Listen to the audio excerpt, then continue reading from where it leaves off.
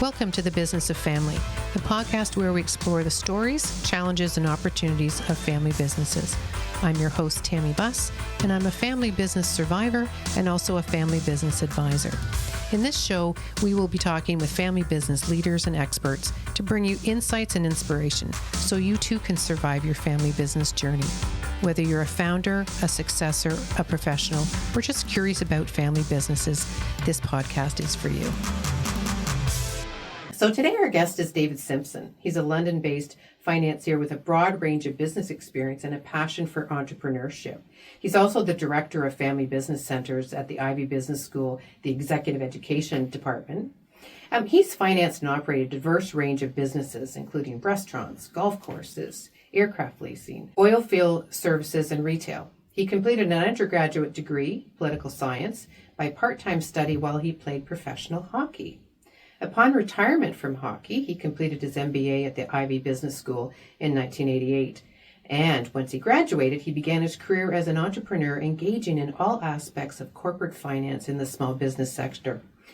In 1989, he was the co-founder of the New Enterprise Workshop, one of the earliest attempts, supported by the provincial government, to support fledgling entrepreneurs. As an operator himself in a family business, he is keen to support Ivey's efforts to understand and support learning in this vital sector of the Canadian economy.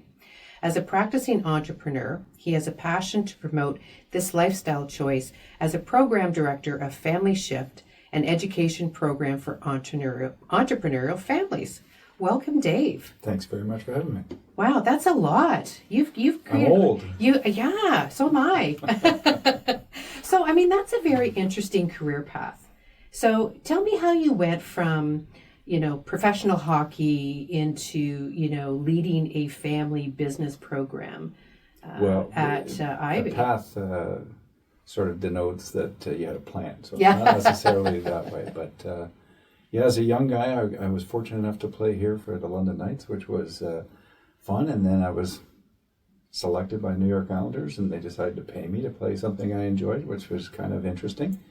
But I had in the back of my head, my mother always told me to stay in school because you never know what happens. And sure enough, I was part of the New York dynasty in the 80s, which means they didn't need me much and sent me to Indianapolis. And 4 knee surgeries later, it's time to do something different. So I'm thankful for my mom for that. But when I came to Ivey, I did the MBA program, and I watched all my classmates putting jackets and ties on and standing in line to interview for companies that the price of admission was to have your MBA. And I thought, why would you do all this work, but then really not separate yourself? And I just said, I don't want to do that. And the lifestyle of a professional athlete is sort of aligned with what it might be for an entrepreneur. You're in control of a lot of your own schedule. You set your own goals, that kind of stuff. And I said, I'm going to start business on my own. And right out of graduation, started companies, then I started buying other companies. And I thought, that's the choice for me. And it's been that way, for 40 years now. So I've enjoyed every minute of it. Wow. And so tell me how you started this program with the help of the government. So you're only a year out of your MBA before you started a program. Yeah, well, that was a friend of mine got a contract for this in Toronto, and he needed some people that had a passion for entrepreneurship, but also had some savvy and some smarts, and I think they thought MBAs were pretty good at that. And he called me and said, would you like to come to Toronto and set this up? And so I ended up hiring about 5 other Ivey grads from the HBA program, so the younger kids, to put together this program. And it was an eye-opener for me because I knew why I wanted to be an entrepreneur, but I didn't know that, a lot of people had that twinkle in their eye, some of them without the skill set to do so. So we set up a pretty rigorous program that was, utilizing mentors, making sure that people that were less fortunate than someone like me who, would have somebody to talk to in this community, always met a fellow entrepreneur and was able to learn and grow. And so that ran for 3 or 4 years. I think I ran it for the first year and a half, and then went on to just continue to buy my own businesses. But it was the first time the government really put their foot in the ground and said, Canada needs more entrepreneurs. So, and subsequent to that, there's been all kinds of programs for that. But yeah, we do need more entrepreneurs. It really is the difference in our GDP comes from entrepreneurs doing what they do. So. Absolutely. And then that leads sort of into the family shift program, because an entrepreneur, it may be or may not be a family business. So tell me a little bit how you ended up into that family business. Well, I guess my space. start is that my brother and I started in business together. He was still playing hockey. He played with Edmonton and had quite a successful career. After my New York guys, we beat them a few times, and then finally Edmonton started to do well. So he won a few Stanley Cups there with Edmonton. So while he was playing, he was getting opportunities thrown at him as well. Mm-hmm. And I had graduated, and we started business together. And one of the things that we did poorly was we assumed we were similar, because we had the same background, same parents, same life experiences. So we went 50-50 without any kind of written agreement. Never thought much about it. And that worked for a while until my brother retired. His legs started going numb and he couldn't play hockey anymore, and he had a bad back. So I found it very interesting, the transition where passively was how he was involved before, and he started calling me during the day. And as an entrepreneur, you've got employees, you're fighting fires, you're arguing with the bank, you're doing all kinds of things, and he would just kind of casually call in the middle of the day and say, "Hey, how's it going? What's up? What should I learn about it? What should I know?" Mm-hmm. And I started to realize that we had never really talked through what our roles would be, because he wasn't going to leave Edmonton, and I was running companies in London, and so over time we kind of learned that we really did have different views of risk. We had different view of industries we might want to be involved in. And at that point, I decided I'd rather have a brother than a business partner. So we ended up separating our business interests, and then he went on into broadcasting, and he wanted to stay involved in hockey, and I didn't really want anything to do with that. So that's sort of the first cut at it. The first time I was really got some insight into how family enterprise operates, and it was a little different, was when I bought Green Hills Country Club from Braille Kopp and Mowbray Sifton, two well-known London business people. And I remember sitting negotiating that deal with them, and they were entrepreneurs that I admired. And when we finally settled on the terms, and I shook their hands, and as fellow entrepreneur to entrepreneur, I thought, okay, that's done. Mm-hmm. And I remember Mowbray Sifton saying to me, "David, I have to take this to our family council." And I said, "Family council? What's a family council?" He said, "Well, it's what we have all the shareholders and future shareholders of our now 5-generation business. They have a say in anything we do." And this wasn't a core asset of theirs. It was just a fun project they had on the side of their building business. But I thought he was kidding when he said that. Like, I thought the deal was done. And what I learned was they actually have regularly scheduled meetings, and people that don't even have shares in the company, that's the family council was the way they get to voice their opinion on what our family name should go on and how it impacts me. And they talked to all the kids who said, "Do you want this asset at some point in the future?" And it turns out all the kids said, "Dave's a sports guy. That fits perfectly. That's great. That's good for it." And so they passed their blessing, I suppose, onto it. But that was my first inkling that there's something more going on than what just a hustling entrepreneur typically does. You have to take into consideration more stakeholders, and to me, they were one of the gold standards in London in terms of how they operated their family. Really good governance structure. So that was my window into it. How I got involved in doing that for Ivey, though, was connection between entrepreneurship. I got a call one time from Ivey, maybe 10 years after I graduated, and they were doing a campaign called "I'm an Ivey Entrepreneur," marketing campaign, and they said, "What did Ivey do for you as an entrepreneur?"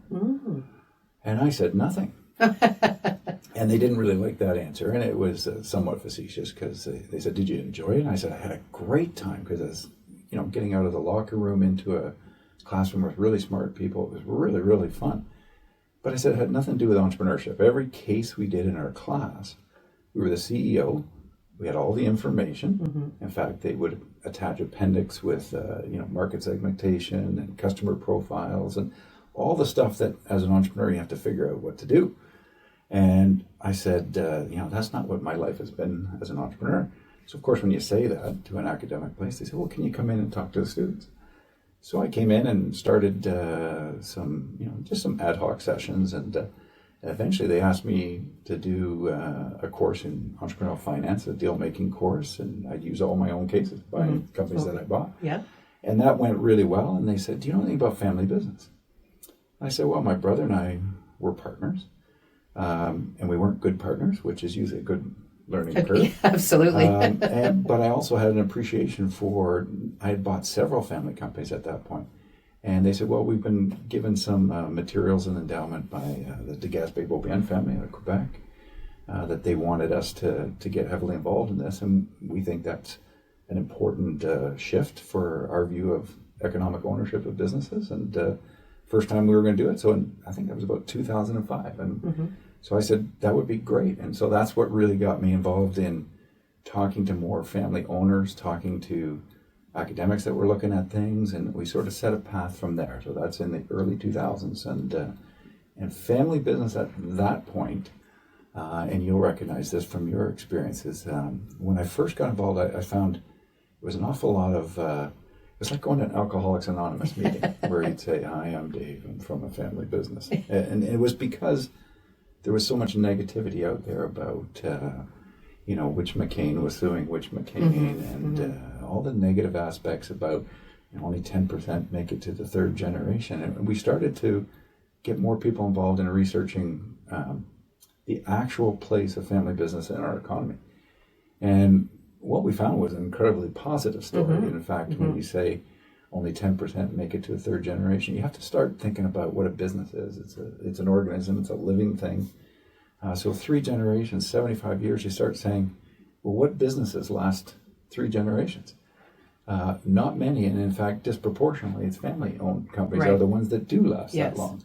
So we started to turn it on its head and talk to advisors about that as well, saying, if you want to get more involved with a family, don't start with all these negatives. Start with saying, congratulations on first being an entrepreneur, because 8 out of 10 businesses fail out of the get-go. So absolutely, the fact that you've got Gen 3 is fantastic. But then also we started looking at the actual returns and how effective they were, and it turns out family business was way more productive than what we would teach at school, as the model at the time was to be a widely held public company and put an MBA or an HBA in charge, right? Because that's where we're trained. And it turns out family business outperforms.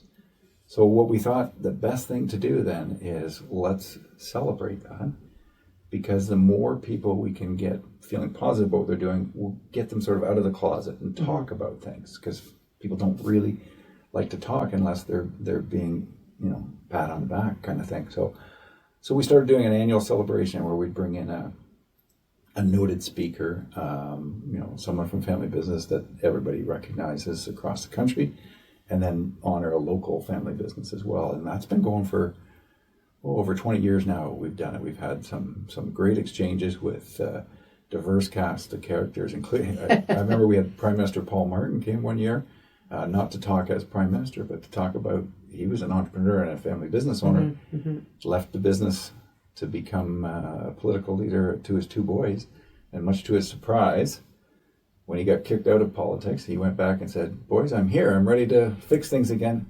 And they said, no, we don't need you, Dad. No, you trained us well. So the stories that come from family business, I think, got more people being comfortable to say, I'm a family business, which means they will go out and get help when they need help. Yes. And so to me, that was the first step at Ivey, that we wanted to celebrate it and recognize it as a positive force. And in fact, tell our students, North America is dominated by family enterprise, but less so than the rest of the world. Is that most of the world is owned by family enterprise.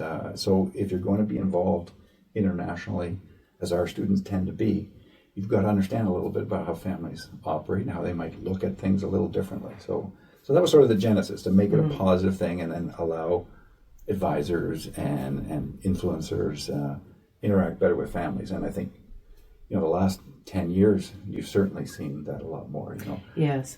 I think that's part of demographics too, right? We have so many boomers now. North America in particular, that timing. But when you hear something like SC Johnson, a family company, as their tagline, they're not saying we're promoting nepotism and strife and inefficiency, which is what we used to think about Right. in family business. They're talking about, hey, we're built to last. We have high integrity. We do win-win relationships with our suppliers.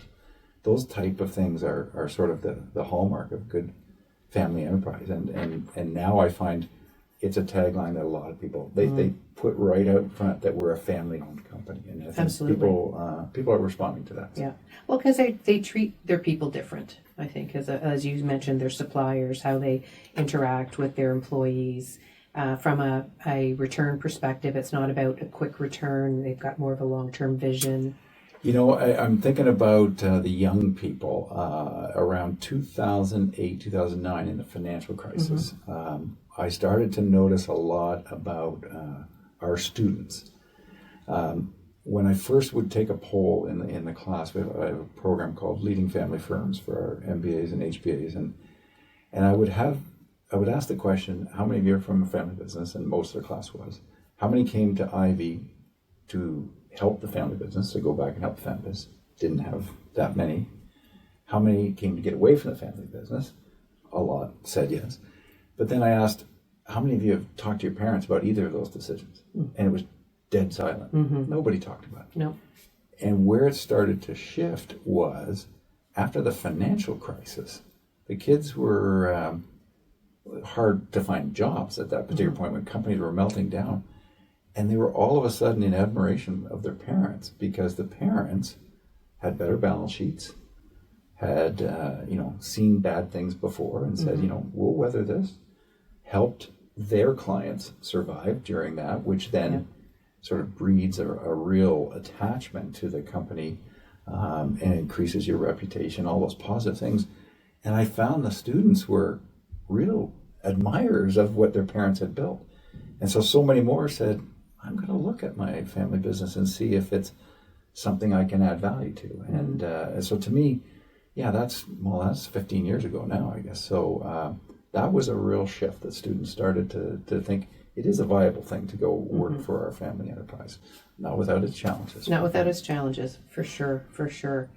And then you started the Family Shift program, which is, that shift. Again, here's where the words come from. So tell me a little bit about that program, because that's not just for current students of Ivey, correct? No, this is through our executive education. It follows along a program called Quantum Shift, which was set up for Canadian entrepreneurs. And I teach in that one. And so we were talking to the entrepreneurs, and we started looking at next gens or trying to figure out their role in a family enterprise. And I was always a big believer of creating a business family rather than a family business. And that just has the thought there is that you don't really want to pass on a business. What you want to pass on is business values so that the next gen is as entrepreneurial as the founder, whether that was 2 or 3 generations below.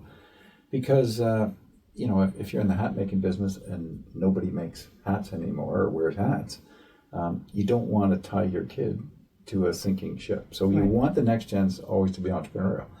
So our partners there, KPMG Enterprise, has been involved with Quantum Shift forever, and they said, well, then let's do something for next gens. And so you weren't tapping the school kids. These tend to be about 30 years old to 45 years old. And we do a week-long program with them. Some of them are already in the business. Some of them are not in the business, but know they'll be shareholders at some point. Some of them don't ever want to be actively in the business, but want to be good directors and want to know that kind of thing. And so that started, 6 or 7 years ago now. And we've been doing that annually and learning from how the kids have changed over the last few years. So I can give you a few thoughts there. But the emphasis for me was tying it to entrepreneurship. Right. Is to say the best business families are the ones that remain entrepreneurial. And that's where you get that, 3, 4, 5, 6 generations. They're not in the founding business anymore, but they're a business family and they're using the wealth they created to redeploy into different industries or things like that. And well, that gives you a real opportunity to get next gens involved without burdening them to say, you shall be the manager of this particular store. Say, if that's not your passion, Well, tell us what you want to do. Oh, well, let's build a new division that follows your passion. And that's how more kids are getting involved. Well, and I'm going to go back and just talk to you about entrepreneurial versus accidental, because I think there's a big difference between the two. And I deal in a lot of cases with the accidental entrepreneur, that they were really good at what they did. And I'm talking about first generations, really good, and maybe left their employer because maybe their core values didn't line. They didn't like the way they treated people, or whatever the case was. They went out on their own, and then because they were so good, they needed help, and then they grew this business. They didn't really have a vision to go out and grow this business.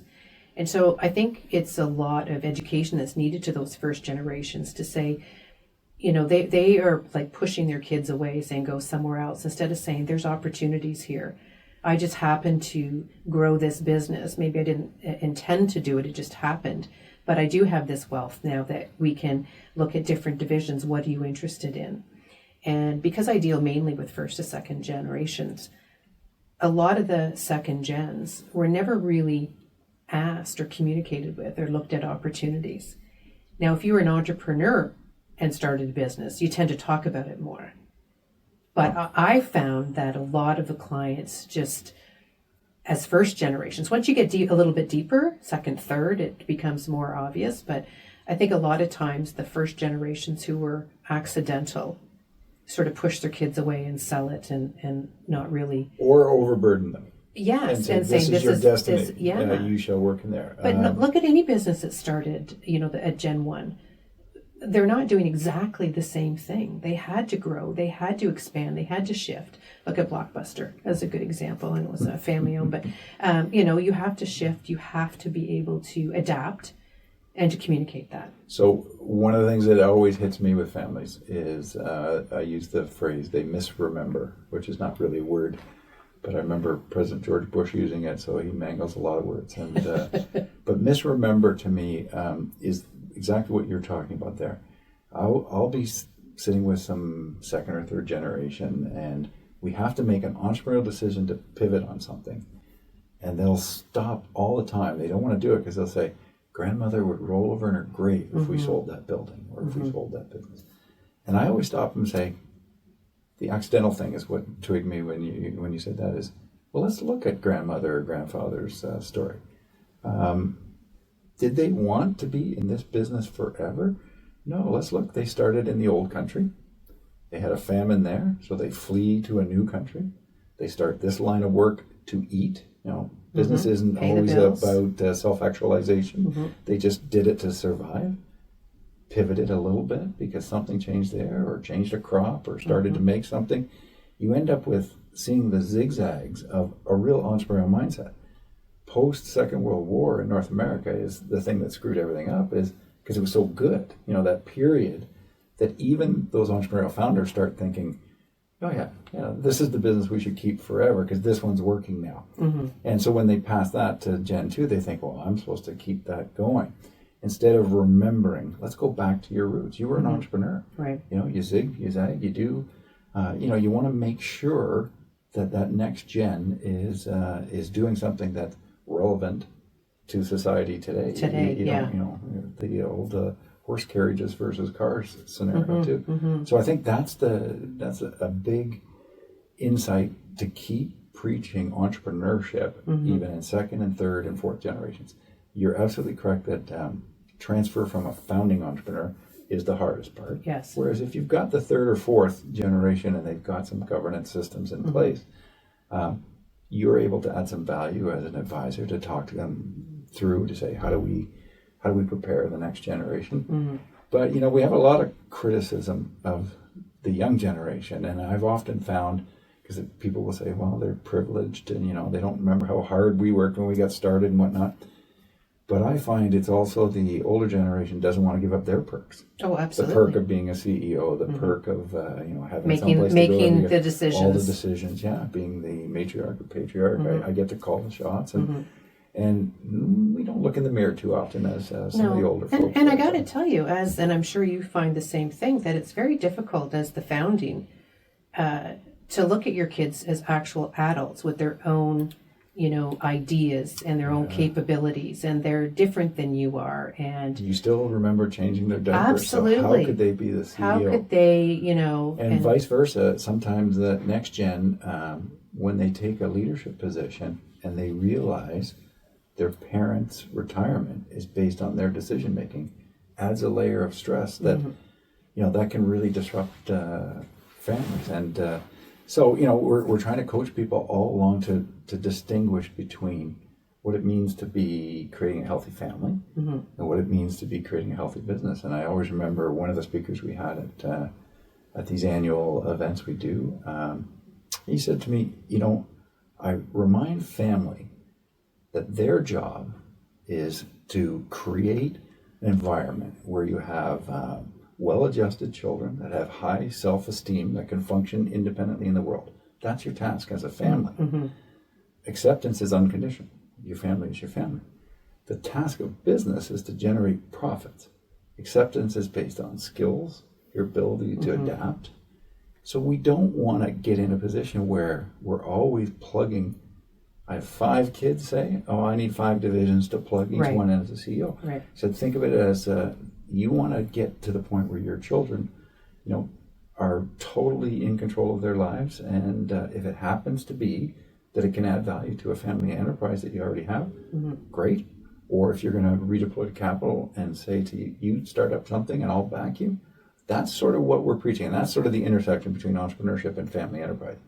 I find that more and more the struggle is some of the children don't like what their parents did. Don't want to be in oil and gas. Or we had a guest speaker come to an event, you may know this, Mitzi Purdue, the Purdue chicken family. Her and her husband had died at this point, and she gave a $100 million donation to a university. And so she was coming on a tour of a book she wrote about philanthropy, and talking about the importance of entrepreneurial families should give back. And that was fantastic, because that's a good lesson. Then I threw it to the students to ask questions. First question a 30-year-old student says to her is, "Did you kill those chickens ethically?"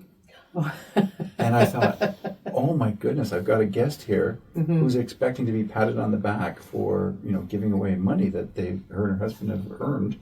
But this generation didn't necessarily look at it like it. They want to know, did you kill them ethically? And I thought, wow, we're in a different world here now. And so we're seeing a lot of that where children are perhaps resentful that you're a landlord to low income people. Why are we charging people that much? Don't we have enough, mom and dad? And so that class has to be communicated as well.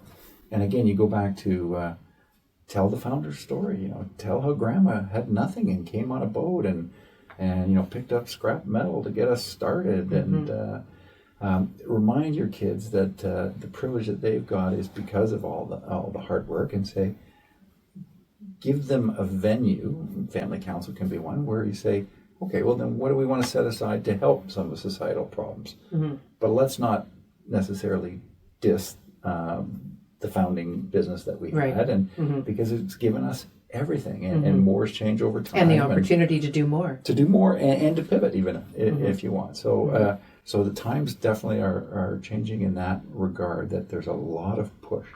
I will say one of the unique things in family shift that I find is it's important for next gens to understand they could have a stake in their family business, but it doesn't mean they have to be the CEO.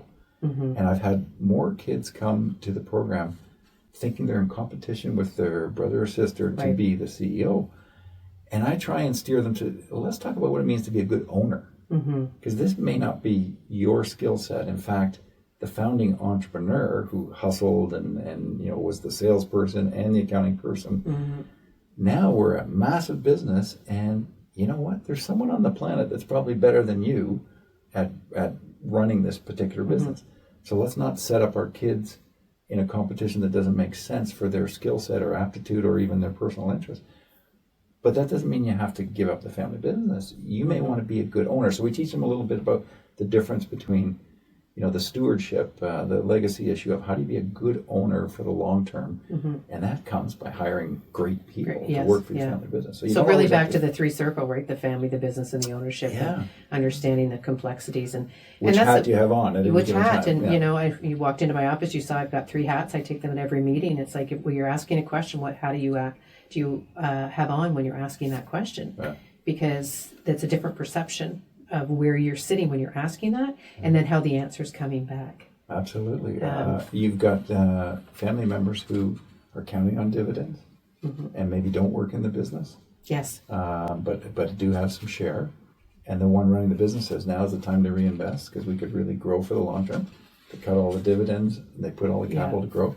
You have to explain that and talk to them. And that's again, it's education, right? It really is education, and you need to start that early in family businesses. Anyway, do you believe it or not, we're out of time. Can't Isn't that crazy? Families are never out of time. I know. We just ran out of time today. This was great. I absolutely loved having you in today. So many topics we could delve into if our podcasts were a little longer. But what I like to do is end every podcast with asking for 3 pieces of advice. So what 3 pieces of advice would you give to the families, the next gen? Like, pick a topic. What 3 pieces of advice? First thing I always remind again is the entrepreneurship aspect. That somewhere, if you have a family enterprise, you had an entrepreneur at some point. And so try and rekindle, reinvest, re-energize that entrepreneurial gel. That's the really important thing. Second thing is you're not unusual. Most families think, hey, we're the only ones going through this trouble. The communication aspect is what everybody still needs to figure out. But you're not the only one to do it. And there's so many people available nowadays to help and support. So be confident in asking for that. Third thing I would remind people is we're all busy. We're all juggling too many balls. But you have to be able to sit down and say, some of those are crystal balls and some of those are rubber balls. Let some of them drop, but focus on what are the crystal ones. What do we want to really take care of? And that really comes back down to values. What do you value? And if you value something, you'll put a plan in place to take care of that. So yeah, everything's not a crisis, and everything's not a crystal ball. Some of them are rubber. So that's, to me, I always try and calm people down in that sense, because first of all, you're a success. If you're in business, God bless you for what you've done, right? So stay calm and think of those 3 things, and we'll go from there. That's amazing. Thank you so much for joining us today. I really appreciate you coming in. Thanks. If you like this episode, subscribe to the Business of Family podcast on your favorite listening platform. You can also find Blue Roots on Facebook, Instagram, and LinkedIn. On the next show, I'll be back with another amazing guest who will inspire you with their family business insights. Until then, take care and keep it in the family. This podcast is for informational purposes only and should not be considered legal, tax, investment, or insurance advice. Before acting on any advice, please contact your personal or company advisors.